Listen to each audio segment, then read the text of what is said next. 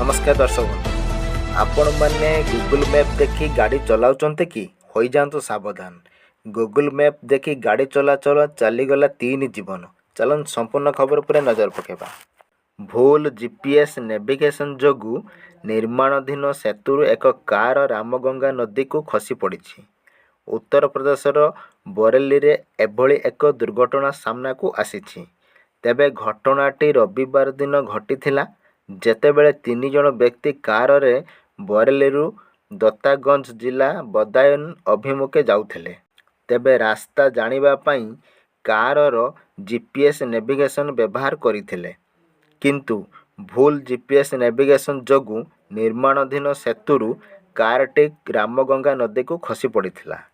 सूचना पाइबा मात्रे फरीदपुर बरेली एवं जिला बदायूं स्टेशन रे दत्तागंज पुलिस घटनास्थल रे पहुंची कार एवं समस्त 3 जन को नदी भितर उद्धार करथिले। समस्त 3 जनकर दुर्घटनास्थल रे ही मृत्यु घटी जाइथिला।